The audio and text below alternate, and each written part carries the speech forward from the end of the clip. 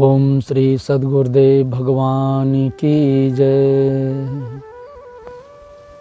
जैसा कि हम एकादशी के विषय में आप सबको बता रहे हैं, एकादशी क्या है, क्या है देव प्रबोधनी एकादशी। फिर द्वादश को पारण होता है, उस पारण में कथा आती है जलंधर की और वृंदा, शिव भगवान विष्णु। समुद्र से उत्पत्ति हुई इस दैत्य की, इसलिए उसका नाम पड़ा जलंधर। उसका विवाह एक वृंदा नाम की असुर कन्या से हुआ। वो वृंदा शिव की परम भक्त थी और जलंधर दैत्यराज कैलाश पर्वत पहुँचे और दृष्टि जब माता पार्वती पर पड़ी तो उसने माता पार्वती को अपनी भार्या बनाने का प्रयास किया। तब भगवान शिव ने जलंधर का संहार करना ही उचित समझा। और इतना ही नहीं, तुलसीदास जी कहते हैं कि एक कल्प सुर देख दुखारे, समर जलंधर सब सनहारे। एक कल्प में देवता सभी दुखी हो गए थे, जलंधर के सामने कोई टिके ही नहीं रहा था। समर माने युद्ध क्षेत्र में। परम सती असुराधिप नारी, तेहि बल ताहिन जितैं पुरारी। जो उसकी पत्नी थी वृंदा, वो परम सती थी। उसके बल से, वृंदा के तपोबल से जलंधर जिंदा था। जलंधर शिव का द्रोही, वृंदा शिव भक्त। तो भगवान होते हैं। वो कैसे किसी स्त्री को विधवा कर सकते हैं? अपने ऊपर कष्ट ले लेंगे, स्वयं को संकट में डाल देंगे, दुख स्वीकार कर लेंगे, अपने भक्त को कभी दुखी नहीं होने देते।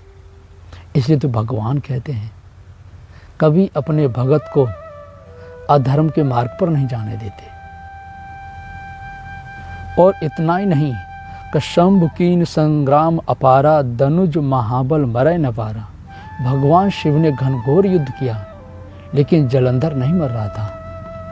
क्यों नहीं मर रहा था? क्योंकि इसकी पत्नी पतिव्रता शिव पूजा जो कर रही थी। फिर जलंधर का वध कैसे हुआ है? तो क्या छल कर टार्यो तास व्रत, प्रभु सुर कारज कीन। जब ते ही जानियो मरम ताप, श्राप कोप कर दीन। जब भगवान विष्णु अपनी देवी शक्ति से मरा हुआ जलंधर वृंदा के सामने रख देते हैं, जब वृंदा जलंधर को मरा हुआ देखती है तो वो बहुत दुखी होती है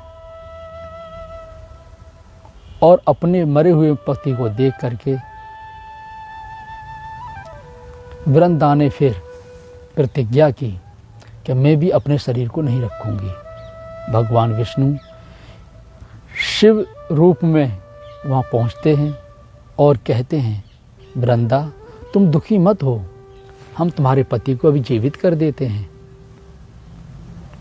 वृंदा ने कहा, जब देखा भगवान की तरफ, अपने पति की तरफ, तो वहाँ भोलेनाथ भी गए। तब जो है वृंदा ने कहा, जब मेरे पति नहीं तो मैं शरीर रख के क्या करूंगी। इस प्रकार से वृंदा ने अपने शरीर का त्याग किया और शरीर त्यागने के बाद भगवान विष्णु ने कहा कि वृंदा तुम तुलसी के माध्यम से पूजी जाओगी। वास्तव में वृंदा का अर्थ ही तुलसी होता है। ये वृंदा अलग हो, तुलसी अलग हो, ऐसी बात नहीं है। तुलसी की पूजा क्यों होती है? तुलसी का वृक्ष अन्य वृक्षों की अपेक्षा छोटा होता है और छोटे होने के साथ साथ उसके अंतराल में बहुत से गुण हैं। जो अवगुणों को दूर करते हैं। औषधि के रूप में तुलसी अत्यधिक प्रयोग की जाती है और तुलसी ऑक्सीजन भी सबसे अधिक देती है। इसलिए हमारे ऋषि महर्षियों ने जब तुलसी के गुणों को परखा, तुलसी की विशेष गुण धर्मों को देखा, तो तुलसी के वृक्ष को पूजनीय बना दिया गया। आप चाय बनाते हैं, उसमें तुलसी की पत्ती डाल करके, वो चाय नहीं, वो औषधि हो गई। दूध है, दूध में आप तुलसी की पत्ती डाल करके पीते हैं तो वो औषधि आपके शरीर में कार्य करेगी। तुलसी की माला भी पहनते हैं, क्यों कि तुलसी के वृक्ष को सबसे अधिक शुद्ध माना जाता है। इसी प्रकार से तुलसी नहीं, पीपल और बरगद ये भी पूजनीय हैं। ये पूजनीय भगवान के नाम से बना दिए गए। वो कैसे? तो वट वृक्ष सबसे अधिक घनी छाया वाला होता है, तो पहले संत महात्मा कुटी बहुत कम बनाया करें, कंदराओं में रहें, वट बरगद का वृक्ष के नीचे विश्राम करें। इस प्रकार से अत्यधिक ऋषि महर्षि बरगद के वृक्ष के नीचे ही, जिसको वट वृक्ष कहा जाता है, उसी के नीचे तपस्या की और भगवत स्वरूप को प्राप्त किया। तो जहाँ महापुरुष भगवत स्वरूप को प्राप्त करते हैं, जहाँ शरीर छोड़ते हैं, जहाँ जन्म लेते हैं, वो सब पूजनीय हो जाता है। पीपल का वृक्ष, पीपल हाथी का प्रिय भोजन है। तो राजा महाराजाओं ने कहा, बोले हाथी परम शक्तिशाली है, इससे किले की दीवारें तोड़ी जाती हैं, दरवाजे गिराए जाते हैं, इसका आहार, इसका भोजन कोई ख़त्म ना कर सके, वो क्या उपाय है?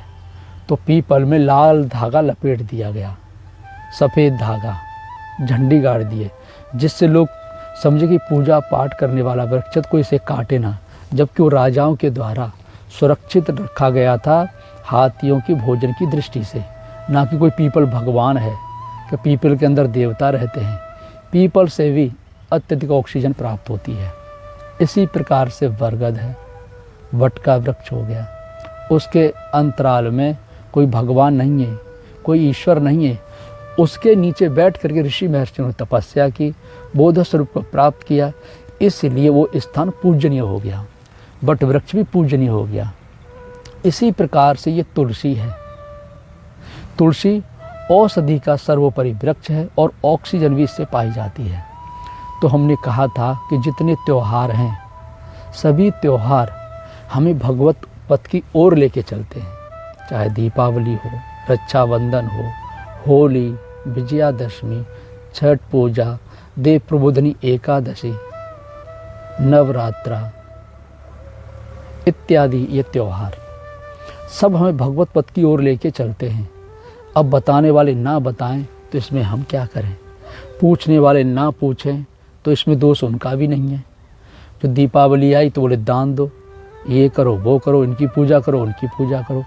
आप उनसे पूछेंगे कि दीपावली राम जी के उपलक्ष्य में मनाई जाती है, तो राम के विषय में हमें बताइए कि राम कौन है और क्या है।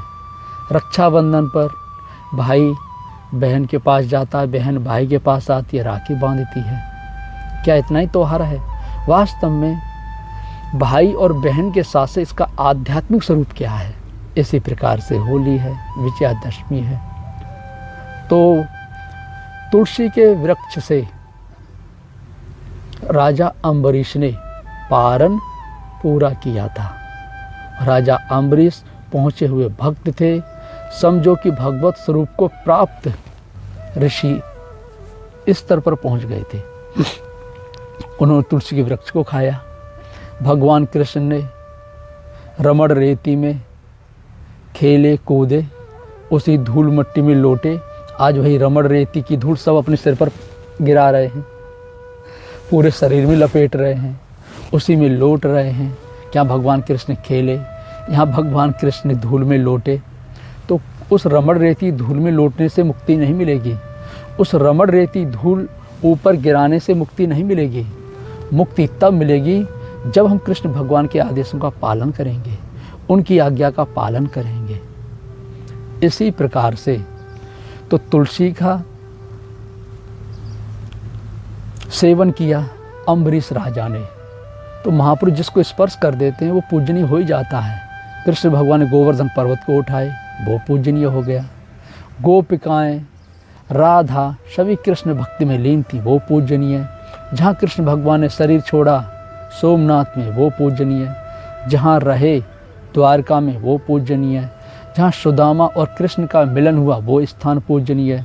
जहाँ कृष्ण भगवान ने जन्म लिया, वो पूजनीय। तो महापुरुष जिसको स्पर्श कर दें उसे तो पूजनीय होना ही होना है।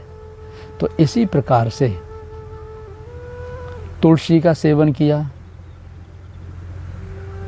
अम्बरीश राजा ने। अम्बरीश महापुरुष के स्तर पर पहुंचे हुए थे। एक तो ये हो गया। दूसरा, वृंदा माँ ही तुलसी होती है।